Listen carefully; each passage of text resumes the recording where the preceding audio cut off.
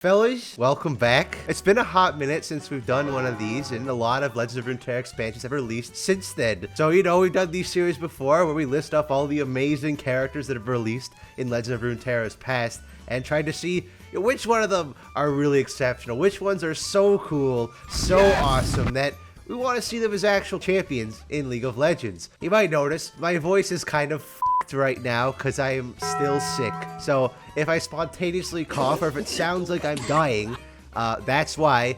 Also because the air is not exactly the best quality right now. My country is on fire. So I guess we should get things underway. We're here on Twitch. Look at the goobers up in the top there. Look at these. Look at these guys. They're saying hi YouTube like they're going to be included in the video. That's sweet. I have amassed a collection of 10 characters here. Not all of them are brand new, mind you. Quite a few of them are from the more recent expansions, but a lot of them I cycled back and realized, hey, you know what? I actually really like these guys. So we're going to have a bit of a mix there. And I do have two honorable mentions here that are pretty obvious that I kind of have to mention. Honorable mention number one is Zolani. Life is precious. It must be protected. She was the number one on the last list, but she got a bunch of new forms since last we saw her. She became more of her own character rather than just Jun with some random shit on her. Yeah, I like where her story went. I like the rivalry she has with Aatrox. I think it gives Aatrox some better character development. And I really like her, so I'd like to see her be a champion. I don't think she ever will be, considering she got 3 forms, and I don't know if they're gonna touch her. I like her crazy, you know, Mahira corrupted form as well, which is very cool. And I like this design a lot better than the one we originally got. So I have to mention her because I mentioned her on the last one. Second honorable mention is also obvious. I have to mention it. It's Jack. God be king without breaking a few bones. You know, I had to mention Jack because he's cool. But I feel like, same with Nora, I think maybe it would be best to let the Legends of Runeterra exclusive champions stay Legends of Runeterra exclusive. I wouldn't be opposed to Jack being an actual champion in League. I would like it, but I think it's cool that Legends of Runeterra has their own special things, you know? I don't know, how would you make Jack different? He's kind of just fish set, really. I couldn't really imagine him playing any other way. Speaking of Glory and Navori, I did want to include some stuff here based on their followers because their followers are cool. So I have some honorable mentions. Honorable mention number one I have here is the Old Timer. Lost everything once. I'm here to win it back. And I would have put him on the list because I like the connections. I really like that, like, introducing Set's dad is awesome. My problem with the Old Timer, and you guys will see, this angle of him is very flattering because I'm just gonna say it. This guy looks fucking stupid. I'm sorry. This guy looks fucking stupid. I'm sorry. He looks ridiculous. It's Nacho Libre. Yes, but he is designed to look like a Nacho Libre, how the fuck you pronounce it. But he looks like stripper Batman. And it's not like, that would be fine if he was a silly character. If he was played for laughs, if he was played to be, oh, Set, oh, you remind me of someone, oh, you rascal. But he's played dead serious. The past is done. Now I take what I want. He is like that emo kid in the back who's like, you're not gonna come up to me, are you, young one? Huh? Dude, you look like you're at a Halloween party. What do you mean? I like the concept of the Old Timer. I'm not fond of the execution. It's too goofy. You know who I do like though? And I would put an honorable mention here that just narrowly escaped the list. Captain Indari, baby.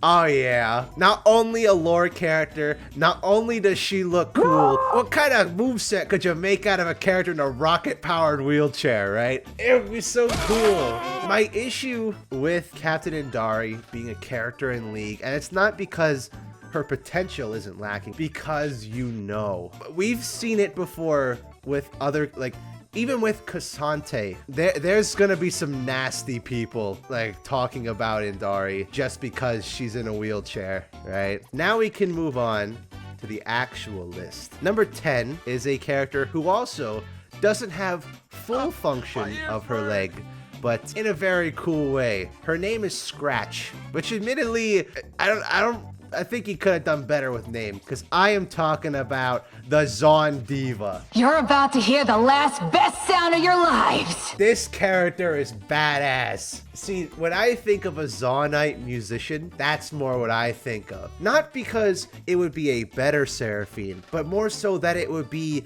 an opposing view to Seraphine, right? I like the idea that Seraphine is like genuinely trying to unite the people of Zon and Piltover, but she's more Piltover brained. She has kind of lost that true connection with the Zonite people, whereas Zon Diva is fully engrossed in Zonite culture and just like tries to maybe understand Piltover culture, but is really more about Zon. To the complete I wouldn't say opposite, because this character is also very aggressive. This one's a bit of an older one now, but we haven't had a proper demon in a while. So I would like to see, I mentioned him very passingly before. I mentioned Atakan. I return to serve my killer. Let's look at this freak of nature. Look at this guy. Holy shit, he's cool. I would implore them to take on the challenge of making like the smoky forearms and that kind of stuff.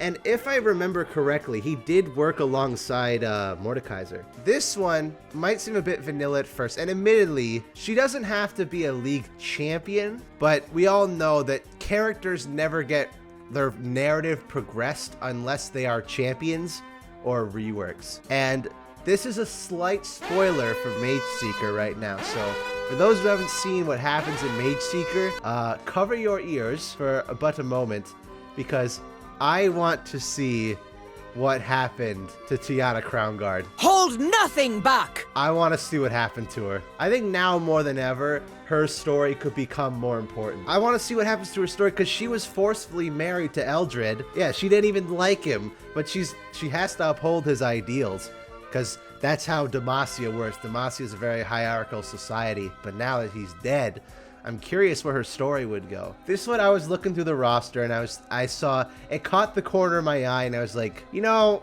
goofy characters, we don't get much of them. You know who we also don't get much of? Yordles. And I'm thinking, how funny would the Bandle City mayor be? Together we are united. The mayor. I think this guy would be hilarious. Imagine he's running around and like he's got a bunch of other Yordles carrying him everywhere. And I just love his personality. Hold on. I need you guys to, for a moment. What the hell is he saying here? You know his hat and moustache are key, you know? Inspires trust and all that. Huh? Joe Biden. It's just gibberish. Wow, speaking of goofy, I have another goofy one here. And this one brought me back, thanks to Convergence, because I saw the little note. I think, especially because her voice actor does such an amazing job, give me one of the Ks. No more K. I am Evil K. Although I would be prone to Evil K. I want one of them. Give me some crazy cloning nonsense. You can even have both of them there or something. I don't know, like he switched between them. Dr. Jackal, Mr. Hyde style, like one of them takes over at any given moment. Now, on to number 5. This character is associated with the number 5, and I'm not pulling your leg this time. I know I always do that with Jin, but I did have to include a Jack follower. I had to, and the one that struck me the most, I would have put Knuckle or Mako or Bull, but I feel like you have to have them all together. And the one that got me was 5 Punch Pablo. I'm going to do 5 Punch Pablo! I already loved this guy back when he was just Boxtopus, but now like giving him the character arc with Jack and making him 5 Punch Pablo is phenomenal. I really like him. He would be a challenge to animate for sure, but they've done Urgot before. I think they could pull it off. Boxing Octopus. It's so outlandish and out there. Oh, it'd be so funny. Do you guys know who the voice actor for 5 Punch Pablo is? Yeah, it's Silco. I'm going to do 5 Punch Pablo! Where's my sponge? Where's my spit bucket? I'm Pablo, Jack's trainer. Who are you? This next one is an old character in Legends of Runeterra. This one has been there since the beginning, so I doubt any of you guys are gonna guess this one. Since the first set, even before Chip, and this one we've seen several times, and now has come to a head in TFT, and has reminded me, man, I want a fucking robot dinosaur, man. Give me the T-hex. Give me a robot dinosaur. Like, hell yeah. Machine gun, rocket fist, robot T-Rex. I'll take one. Yep. I don't even know if he'd be a character. Like, how would you make... I don't know, the T-hex gains sentience. I don't give a shit. Give me a robot dinosaur. So, this one is more for lore reasons. And it might be a bit difficult. We're on number 3, by the way. And this one, I feel like not everyone's going to agree with. But I think they're very interesting for the character they represent. And giving a different side to a region we don't normally see and showing, in a way, showing their true colors. Plus, we don't have very many characters like him. I'm talking about Lord Broadmane. We are all seeking an end to war, friends. That might seem like a weird pick to some people, because we already have a Minotaur, we already have plenty of Noxians. So why Lord Broadmane? Why is he interesting? And I tell you why. Because Lord Broadmane is like a physical representation of Noxus. And that sounds a little weird. So let me find the voice lines real quick to better help prove my point here. Noxians are not the monsters they make us out to be. Ionia misconstrues our noble intentions. We are all seeking an end to war, friends. So he's a diplomat. He goes around then like, oh, you guys, Noxus is great. We're not seeking war. We're seeking partnership. We want to better you people. This is really about you. You know, Noxus is just here to help. You guys just don't understand. You know why that's crazy? Because he's a Minotaur. The fact that they made him a Minotaur is what makes that so mind-boggling. Because the Minotaur, Noxus arrived on their doorstep and they were told to join Noxus or die. Like, so making him the figurehead of like, no, guys, Noxus are good. They're good guys. Like, we're here to help you. And like, do you see what they did to your people? Like, he is a physical representation of Noxian brainwashing and like what it's done to the people that it is absorbed into its nation. I think that's fucking awesome. Now we move on to number 2, and this one I mentioned very briefly, and I want to see this character, mainly 1 because of the lore connections, and 2 because I want to know how the hell Riot will ever put a character like this in League. How would they possibly animate it? And I'm talking about Mihira. They have suffered long absent my care. How would you do this? It's there for the challenge primarily. But like, Kayla Morgana's mom putting her in there would be sick. I think if they really tried, they could. The problem is, I don't think Riot would ever attempt making a character like Mihira. That's a little sad, but you know, what are you gonna do? Now, we move on to number 1. And I did spoil a little bit, because you guys might have noticed there has been something missing. It's not Chip. It's not for real this time. Okay, but some people have gotten it correct actually, because some people are guessing Darkin. And there were a lot of Darkin to choose from. I could have chosen Anaka, I could have chosen Ibaros, I could have chosen Tarash. I could have chosen Balkux. However, Balkux is there for the joke. But there's one Darkin I like more than the others, and one that I think has the most room for story, because the other Darkin are good. They're there. They're a reasonable threat. But the one that gets me the most is Joral. It waited in the dark, the void. I really like Joral. The thing about that we don't see with the Darkin is we always get this notion that the Darkin were fighting off the void and they were tainted and corrupted by it. You don't really get that, you know? But with Tarash, it waited in the dark, the void. It crawls in me. I held the line. I held it. Atrox, where are you? is like... I hear them. We are surrounded.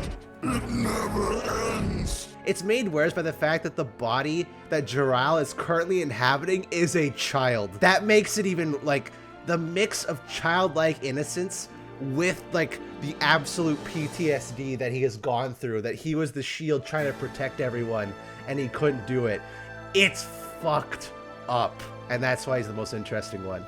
You easily could make a story out of him more than any of the other Darkin. The Darkin are kind of glorified, right? Aatrox is this pristine warrior who just wants to seek the end of the world. Ross is more played for like, I love to kill. He's like a villain, right? And Varus is Tumblr sexy man. But Jural, I think, best exemplifies what has really happened to the Darkin and what they really, like a lot of them really feel like on the inside. I know we're never gonna see him because Neferi's coming out, and for retrospective, the last Darkin we got after Neferi comes out was Kain, who, you're gonna feel old now, Kain is approaching his 6th birthday, or 7th. 6th or 7th birthday. Like, Kain and Ross are nearly 6 or 7 years old. Like, it's been a while, but yeah, those are my picks. I don't know. What do you fellas think? Do you agree? I know there's always gonna be characters that I leave out because there are so many characters in Legend of Runeterra that I was bound to leave out a few. But I think these characters are awesome. Legend of Runeterra never disappoints in their characters. Always great stuff. Did you see Chip in the TFT cinematic? I did see Chip in the cinematic, and actually, yeah, because he's number 1 as well. Again, for like no, not you. Get out of here. There we go. There he is. There he is. Yep, there he is.